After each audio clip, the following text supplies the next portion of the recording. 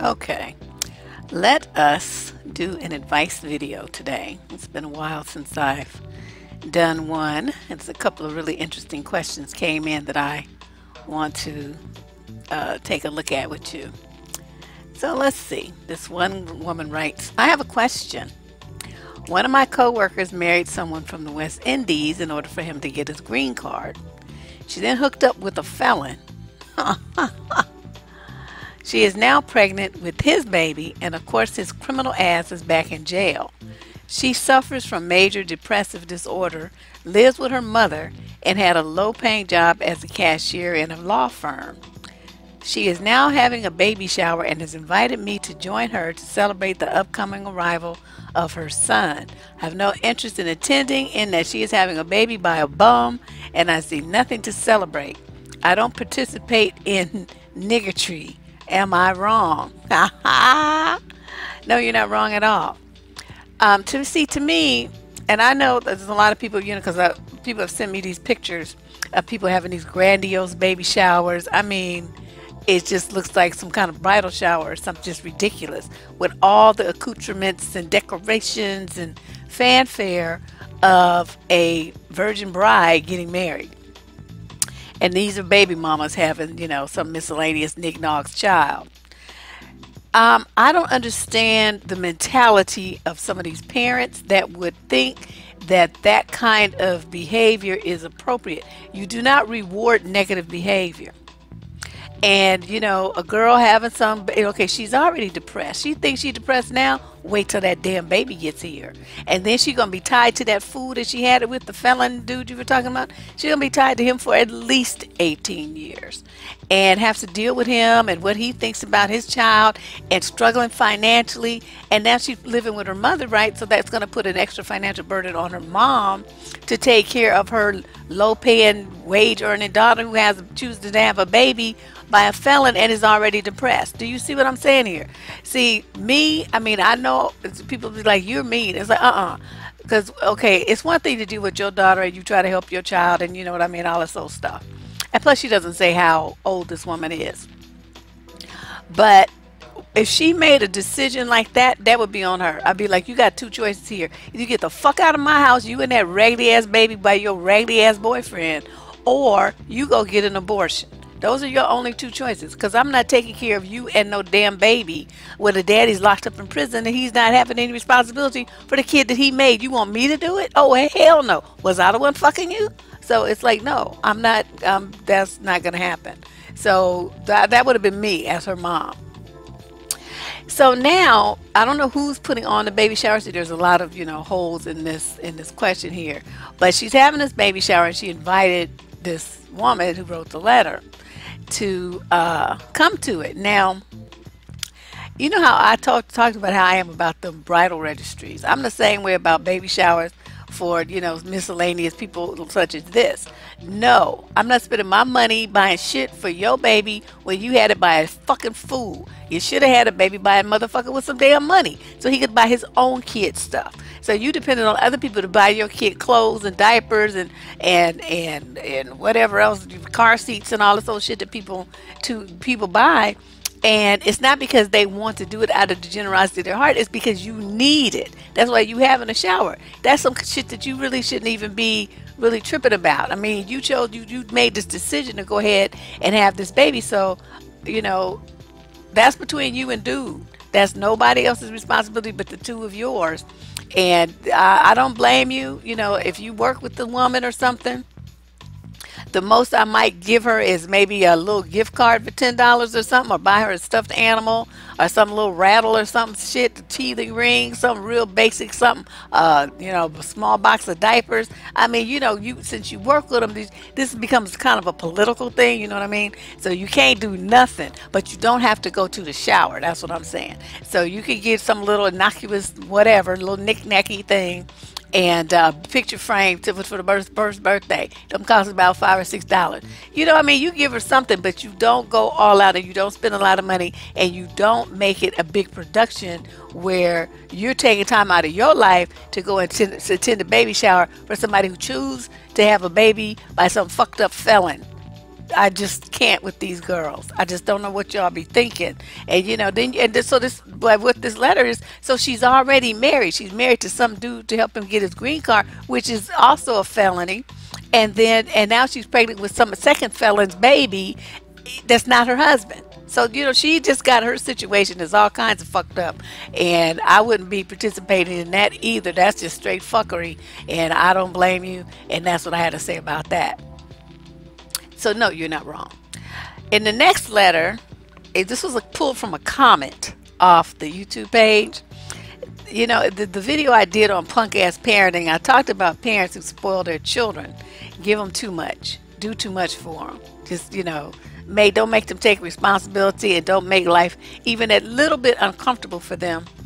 And this woman writes, you know, in the letter I talked about, I mean in the video rather, I talked about how parents, you know, treat their kids like, oh, you don't want that? Well, let me fix you something else. And I was totally against that, and told a story about how I did a friend of mine's daughter who tried that stunt. Talking about fix her something else. The fuck I am when I look like Burger King? You gonna eat what I fix. And that's either that or you don't eat. Two choices once again. There's no third choice with Deb. You get two. So she writes, well, why should they not have choices with food? And I'm like, what's wrong with you? Do you think your child is going to have choices everywhere they go in life? They get to pick and choose what they want. See, this is some fucked up shit. This is what you parents do to your kids. You get them all into the sense of entitlement, thinking that everything revolves around them. Those little motherfuckers need to eat the food that's on the table. I mean, I don't care what your budget is. You could be the richest bitch in the world, or you could be, you know, on food stamps. It don't matter to me where the food comes from. What matters to me is the attitude that your children have towards their meals. They need to be appreciative no matter what your family's financial situation is, because of the fact that life changes really quickly. I know some people who my mother used to have a daycare center, and this woman had her child there, and my mother used to charge a grip, okay? A lot of people had subsidies from, you know, one source or another, but these people came in and wrote a check paying that $1,600 a month, and this was like a long time ago. In San Francisco, she was charging that much money, and people were paying it. So this lady and her husband, oh, they had a plane, they had a boat, they had this big ass house, and they had all the stuff, right? So she writing this check and even paying overtime and having her to hit the kid there on the weekends and all kind of stuff. And something happened, and her husband got dinged by the IRS, and they came in and they took everything. They took that house, they took that boat, they took that plane. She was lucky to keep her jewelry. And so that's what I'm saying. You know, so after that, their lifestyle totally downsized, and they were living in a rented house, not the house that they had before. So, you know, things change, and your children need to be prepared for that reality. And I mean, what if you die? What are they going to do? They think that whoever they're going to stay with is going to be fixing them 15 different types of food to please them? Hell no. So stop treating your kid like that. Make them face reality. The world is not revolving around your child, and you shouldn't either. You're setting them up to be all fucked up and disappointed, and to have to deal with, you know, this harsh reality when they're older. It's going to send them to some psychiatrist's couch or something. You sit down. You're the parent, not them. They don't tell you what to do. They don't tell you what they're going to do. You tell them, because they're the child. And you say, look, this is what mommy fixed for dinner, lunch, break, whatever it is. If you don't like this and you don't want it, please excuse yourself, go to your room, and you're not getting anything else. You're not going to get popsicles, and you're not going to get cereal, and you're not going to get cupcakes and cookies and anything else. This is what the meal is. Either you eat this or you eat nothing. And most kids will decide, maybe this isn't really so bad because I'm kind of hungry, and then they sit there and they eat it. But if you give them all kinds of options and fixing 5 different meals with 5 people in your family, and everybody wants something different, and you in there jumping around like your name is Mabel or some shit, well, of course they're going to do that, but you're setting them up to be self-aggrandizing little spoiled ass brats. That's what you're doing. And nobody else is going to give a shit about your kid like that. People are going to hurt your kids' feelings intentionally when they see that they have that kind of attitude. You need to stop having that attitude yourself. And why should they not have choices of food? Because they don't need any. They're children. They eat what the parents buy and what is put on the table in front of them, and that's it. That's it. That's all. That's the end of my question there. And then this question came in a few days ago, and I've been thinking about this. Because I don't know how old she is. She looks a little young in the picture, you know, the little profile picture that's beside the comments on YouTube. But she wrote, I guess it was a comment made under the Pick Me video. We talked about pick me's, and she said, I guess it's too late for me to have a dream. I am a mother of one little boy. I don't worry about finding love because I know that I pretty much messed up. But what advice would you give me? It's not too late to have a dream, honey. It's never too late. You could be old as dirt. You know, people graduated from college in their 70s and 80s and stuff. Then they had a dream of having a degree and they had to postpone it for a while because they had other obligations, responsibilities, but they still made their dream come true. So you're still young. You have plenty of time. But I'm going to, I mean, we have to face the fact that now that you're a mom, you have a lot of responsibilities and obligations on your time that if you didn't have your child, you wouldn't have. You'd be able to, move and groove and, jump through hurdles and do all kind of stuff at a much faster pace than you're going to be able to do it now because you have to consider the child. You don't say how old the little boy is, but I mean, little kids, they need naps, they need their diapers changed, they need to eat all the time. If they're at the age where they're learning how to toilet train, you got to run them to the bathroom 55 times a day to try to catch it. I mean, there's just a lot of things. They might wet the bed. I mean, there's a lot of responsibilities and obligations on your time as the mom of a small child that that we have to take into consideration. So what my suggestion is, I do have advice for you. My suggestion is that you sit down and think of a plan.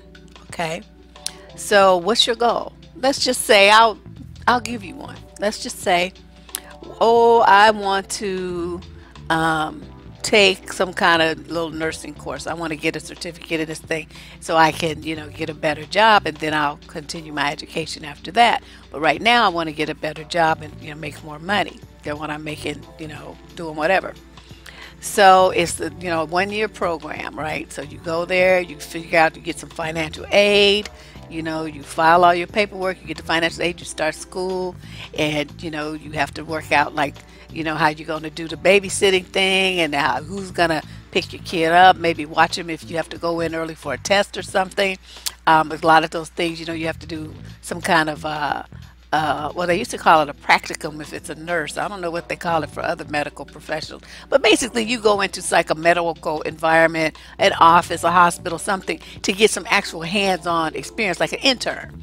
So sometimes, those are really, really early in the morning before daycare opens. So you have to figure out, who's going to take responsibility for your child on those days for that 6-week period or whatever it is. So there's a lot of logistical things that you'll have to figure out. Take your time.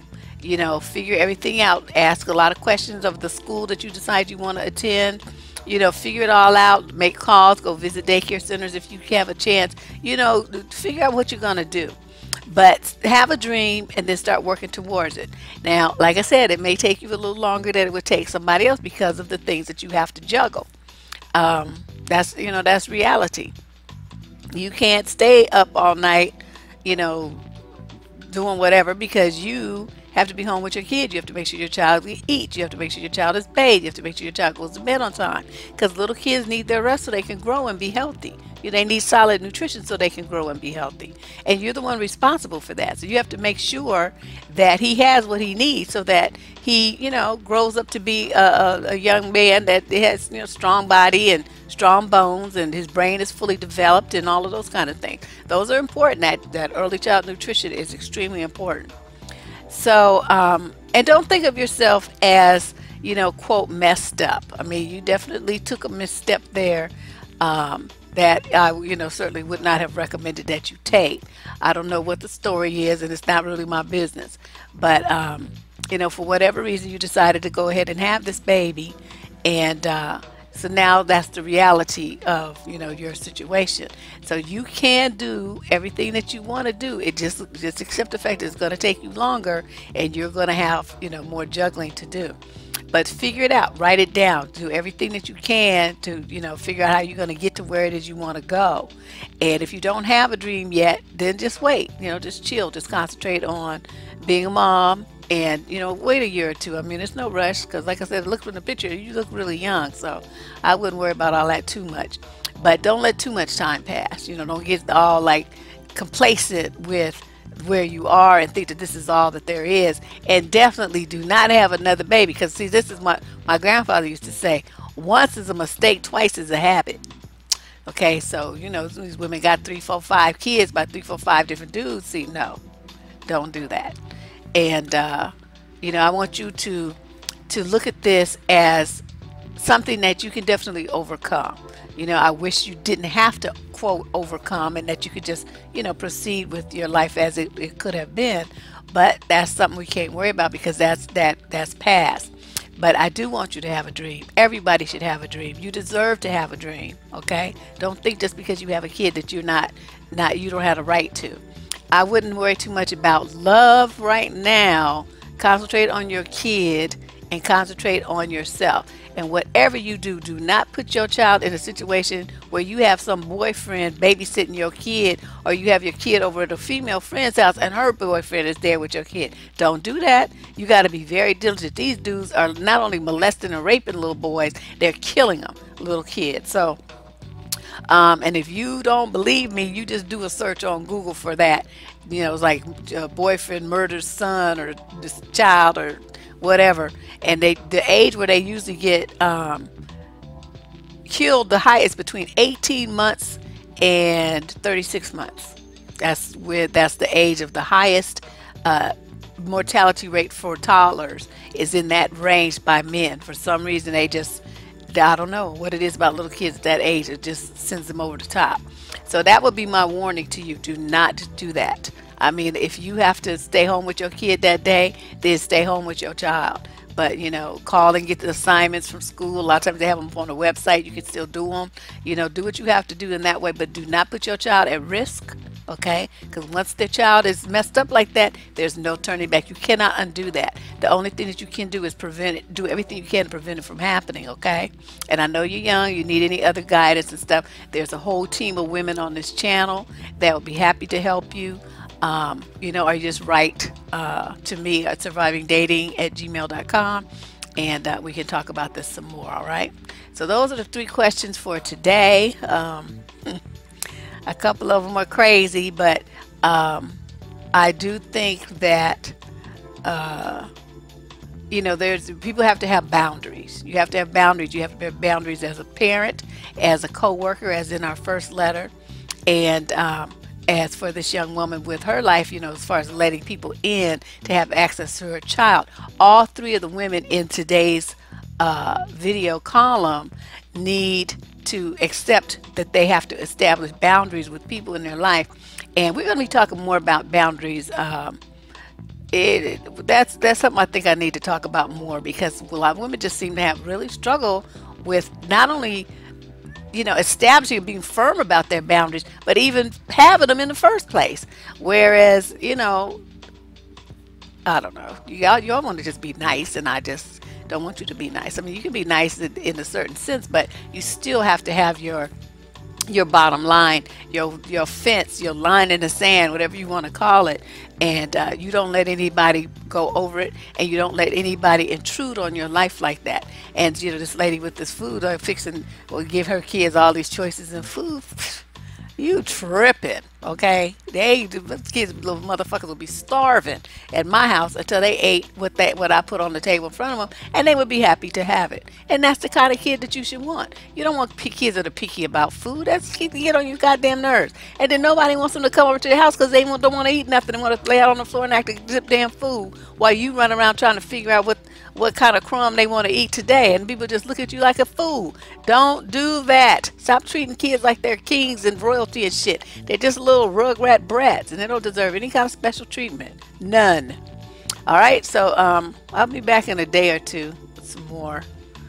I got so many letters. I could do this every day and still would not make a dent in these letters. Okay, I'll talk to you guys soon. Bye-bye.